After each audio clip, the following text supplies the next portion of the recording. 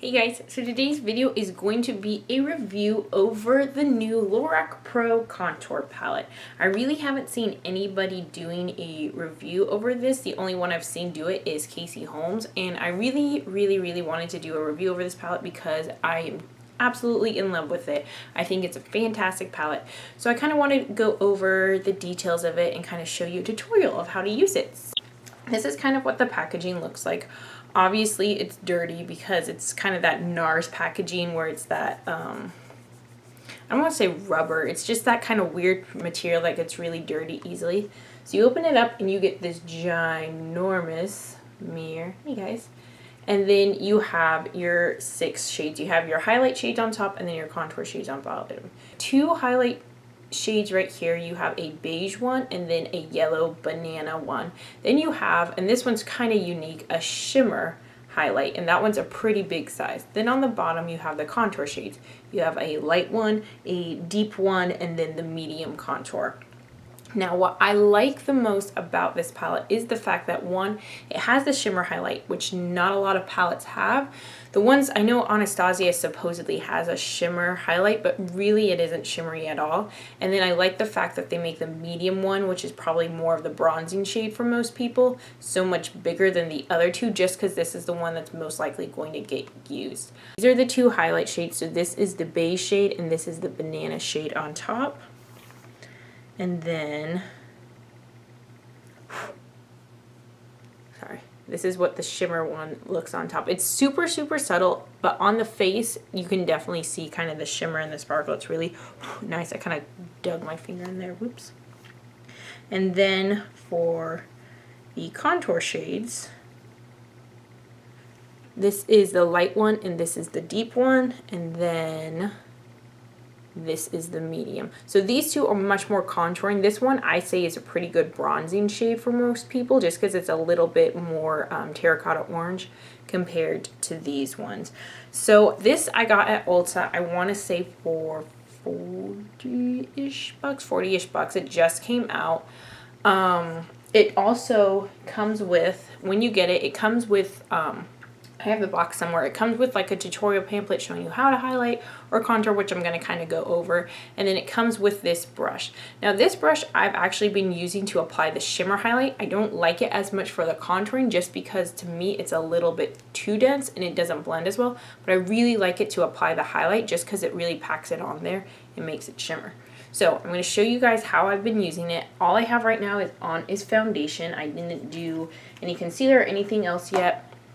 So to show you first kind of what I do, very first step to help brighten the face. Now what you want to do to help brighten the face, you don't necessarily have to do this, but something I really like to do it is putting concealer under the eyes and down the middle of the face to help add that brightening effect. Now when you do it under the eyes, we call it the triangle of light. These are the 2 kind of concealers I like to use. I know some people like the NARS creamy concealer. Urban Decay has one. They're both really good. I don't have those right now. All I really have is this Maybelline one.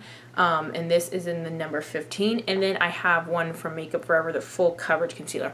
A lot of people are scared by using this just because they think of it as a thicker concealer, but I'm going to show you how I use it. And it actually applies pretty well. So I'm just going to take a little bit and I just use a brush. I need a mirror actually, I can't see my viewfinder. And I just apply it in a triangle shape under the eyes and kind of disperse it through. And then I'm going to take my little mini green beauty blender and use that to blend it out. You can see it on this eye compared to this eye. I really like the Makeup Forever just because it's waterproof, so it's going to stay on all stinking day. Cover FX has a similar one that's really good. Makeup Forever and me has just been ride and die because it will cover up anything, dark circles, blemishes, anything. I'm going to take it and do the center of my nose and blend that out. The key part that I have found, especially when using the thicker ones or just any concealer, is to blend them out in steps rather than letting them set and blend it all at once, just because sometimes they can get stuck and then you have that kind of weird line effect. Just do it on my chin. People stop texting me, I'm filming.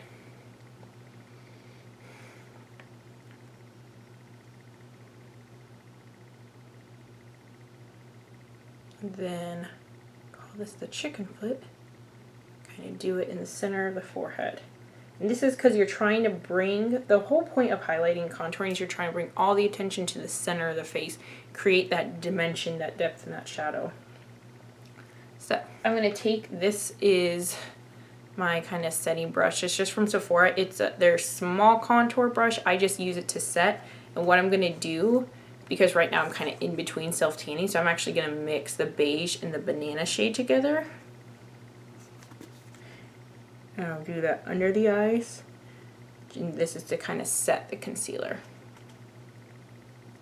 Down the center of the face. Kind of above the cupid's bow and down. Forehead. Kind of bring it up. What I love so much about this palette is how blendable the colors are. It reminds me of the Kat Von D in that sense, because the Kat Von D is super, super blendable. They're really nice pigmented shadows. I don't know what to call them, powders, but super, super blendable. I'm going to go in with my NARS Ita brush, and I'm going to take this big medium contour shade. I'm going to use this to bronze the face. So I'm going to just take that, and I'm going to do it at the top of my forehead to add some warmth. And you can do too, something I've been really liking is taking this e.l.f. Kabuki brush, because it's a little bit bigger, and using that to blend it out.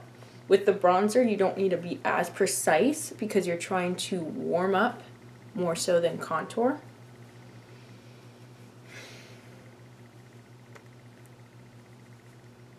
And then apply it on my cheeks.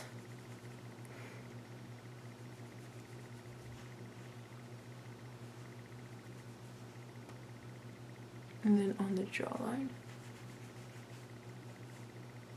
They call it in cosmetics the 3 and the E because you're doing that forehead to chin, or I'm sorry, this is the cheek to chin. So you can kind of blend it in between, that way you're not having those harsh lines. Alright, and then I'm going to go back in with the Ita brush, and I'm going to use the light contour shade.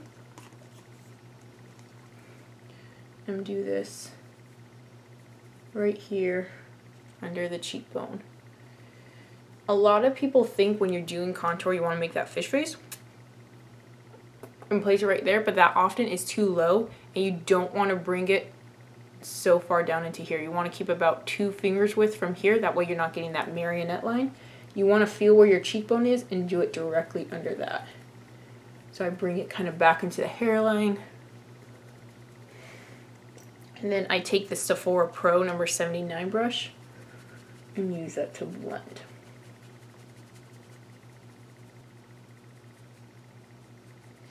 And again, I like blending it in steps kind of as I go versus setting it all and then blending it out afterwards, just because it blends easier and then you don't get that crazy line.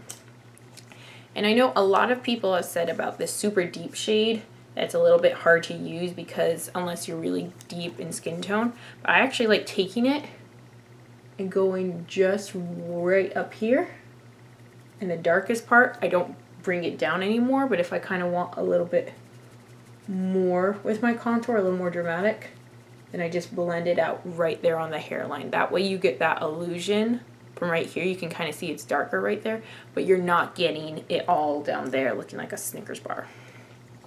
And I'm going to take Ita brush, and I'm going to kind of mix the medium and light contour together to contour my nose. And this is when I really like the Ita brush for placement, just because it gets directly in there. And then I blend out with this.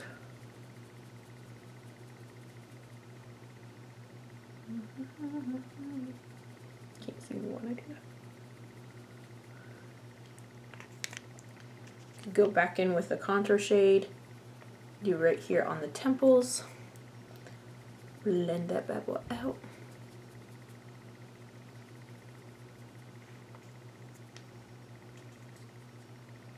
Other side of the temples, blend that bad boy out.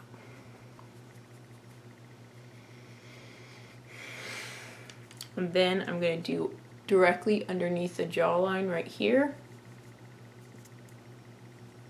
Blend out. And do the other side.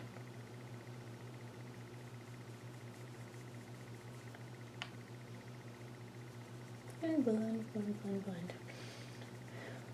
Like Jacqueline Hill says, blend until your eyes and your hands hurt. That's the key, especially with contouring. It's all about that blended. Now that I kind of have my contour and highlight shade, before I do the shimmer, I'm first going to go in and put on some blush.